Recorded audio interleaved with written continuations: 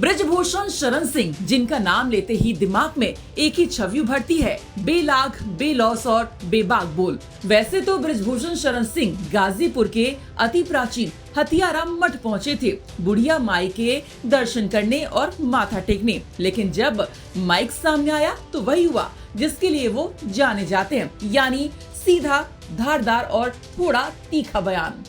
राहुल गांधी पर बोलते हुए उन्होंने कहा कि उनका नाम ही विवाद है, यानी जैसे कुछ लोग फिल्म में आते ही सीन बदल देते हैं, वैसे ही राहुल गांधी का जिक्र होते ही सियासी हलचल शुरू हो जाती है।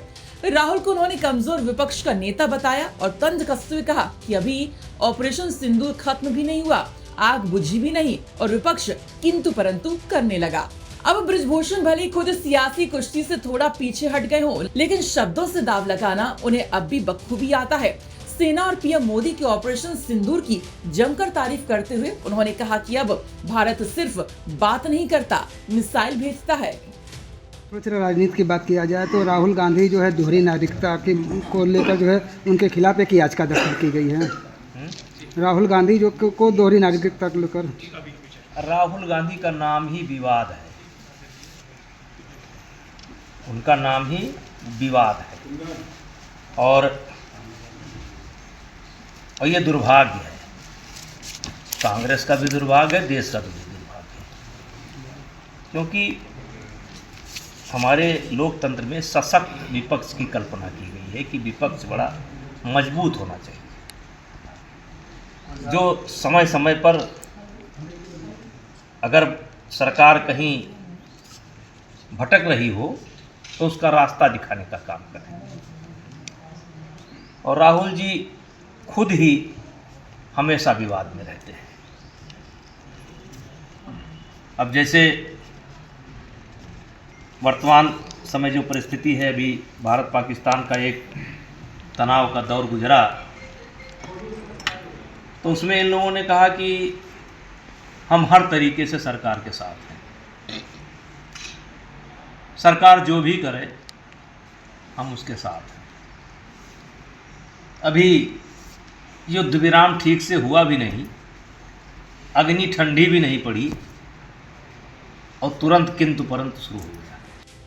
पूजा पाठ के बीच उन्होंने देश के मिलावटखोरों पर भी वार किया और बोले कि 20 रुपए लीटर पानी और 30 रुपए लीटर दूध बिक रहा है। अगर ये मिलावट बंद हो जाए तो गांव का नौजवान बाहर न जाए। अब बयान चाहे सीरियस हो या मजेदार, ब्रजभूषण उससे पंच लाइन में बदलना जानते हैं। पहलवानों पर बोलते हुए भी उन्होंने खास अंदाज में कहा कि पूर्वांचल के पहलवान होनहार तो बहुत हैं, लेकिन नौकरी मिलते ही दंगल भूल जाते हैं। हालांकि उन्होंने कुछ मुद्दों पर चुप्पी साध ली।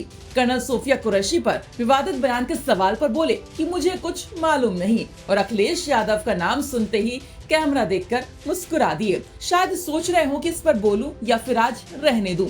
तो कुल मिलाकर ब्रजभूषण जी एक बार फिर अपने अंदाज में बहुत कुछ कह गए। मंदिर आए थे दर्शन करने, लेकिन जाते जाते पूरा राजनीतिक प्रसाद भी बांट गए। सर, सोफिया कुरैशी को लेकर जिस तरह से मध्य प्रदेश के मंत्री ने जो बयान दिया, मध्य प्रदेश के एक मंत्री ने बयान दिया, अब उस मामले को हाईकोर्ट ने संज्ञान ले लिया है और हाईकोर्ट कर रहा है कि ऐसे मंत्रियों के खिलाफ कार्रवाई करनी चाहिए। मुझे उस बयान की जानकारी नहीं। सांसद जी, ऑपरेशन सिंदूर में भारतीय सेना ने जिस तरीके शौर्य का प्रदर्शन किया है, क्या कहना चाहेंगे? केंद्र सरकार की इसमें कैसी भूमिका मानते हैं? दावा है कि सेना को खुली छूट दी गई थी। देखिए, आपने सवाल भी कर दिया, आपने जवाब भी दे दिया। बस यही फर्क है पहले के भारत में और यही फर्क है आज के भारत में। और आज हमारी सेना ने वो काम किया है जो काम कोई सोचा नहीं था।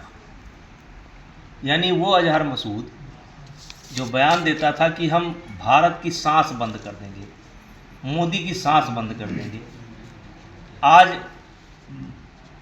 उसके बंकर में जो छिपे बैठे थे, जो बंकर बनाया गया था अति सुरक्षित क्षेत्र में, अति सुरक्षित बनाया गया था, उस बंकर में भी भारत की मिसाइल गई और उनकी सांस बंद कर दी। तो यही अंतर है पहले के भारत में और आज के भारत में। इस देश की राजनीति को समझ रहा हूँ, लेकिन मोदी जी की सरकार आने के बाद वैसे तो अन्य क्षेत्रों में भी काम हुए, लेकिन डिफेंस के क्षेत्र में बहुत काम हुआ। कितना हल्ला गुल्ला करते रहे ये लोग, लेकिन मोदी जी ने कोई समझौता नहीं किया। इसी राफेल का कितना विरोध किए हैं, कितना विरोध किया इसी राफेल का। और फर्स्ट डे से ही मोदी जी या भारतीय जनता पार्टी की सरकार सेना को मजबूत करने का काम इन्होंने शुरू कर दिया था। और आज उसी का परिणाम है कि जब जब पाकिस्तान कोई ना कोई हिमाकत करता है, तब तक भारत उनके घर में घुस करके मारता है। और इसलिए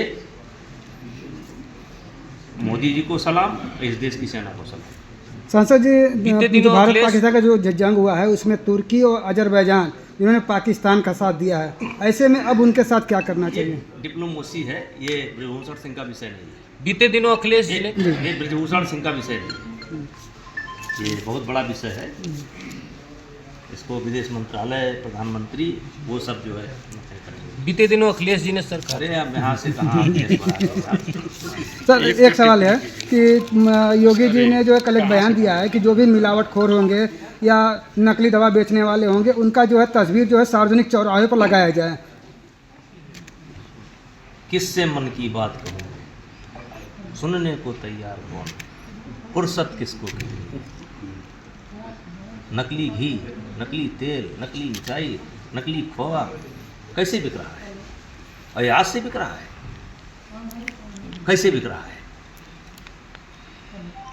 20 रुपये बोतल पानी बिक रहा है और 30 रुपये में 1 किलो दूध बिक रहा है। क्यों बिक रहा है? जिस दिन नकली सामान बंद हो जाएगा ना, मैं कहता हूँ केवल गांव में केवल दूध, तिलहन, दलहन, इससे जो नकली सामान बनते हैं, अगर यही बंद हो जाए तो गांव का बच्चा दिल्ली बम्बई नहीं जाएगा, यहीं पर वो स्वावलंबी बन जाएगा और यहीं पर वो अपना गांव छोड़कर नहीं जाना पड़ेगा। करके देखे तो कोई, करे तो कोई। बीते दिनों अखिलेश जी ने कहा था, प्रदेश सरकार पे आरोप लगाया था कि स्वजाति अफसरों को ऊंचे ऊंचे पदों पे बैठाया जा रहा है। अब अखिलेश जी कभी मिले तो उनसे पूछ लीजिएगा हम क्या बताएं। सर गाजीपुर की बात करें, गाजीपुर में कबड्डी और कुश्ती को लेकर जो है बहुत दिनों से जो है रुझान रहा है। यहाँ मंगला पहलवान जैसे हिंद केसरी भी हुए हैं, तो क्या लगता है आप भी कुश्ती से जुड़े हुए हैं, गाजीपुर में कुछ ऐसी दिख रहा है संभावना कि? देखिए, ये मेरी संभावना से कुछ होने वाला नहीं है। ये जो बच्चे हैं, जो बच्चों के गार्जियन हैं, जब तक ये जागरूक नहीं होंगे तब तक कोई किसी की मदद नहीं कर सकता। और दुर्भाग्य ये है कि पूरे उत्तर प्रदेश में इस समय जो माहौल है, ये तब तक रेसलिंग करते हैं जब तक इनको नौकरी न मिल जाए। नौकरी मिली, काम खत्म। नौकरी मिलते ही ये काम खत्म। बड़े अच्छे अच्छे लड़के मेरी निगाह में हैं, बड़े अच्छे अच्छे लड़के। ये बनारस का एक लड़का था, एशिया में सिल्वर मेडल लाया, पर नौकरी मिले, काम खत्म। आवाज़ गद्दा है, लगभग हर जगह गद्दा है। पहले गद्दा नहीं होता था, अखाड़ा है, सब कुछ है, लेकिन करना तो बच्चों को है ना। और बच्चे बस नौकरी मिली, काम खत्म। गाजीपुर से यूपी तक के लिए विनय कुमार सिंह की रिपोर्ट।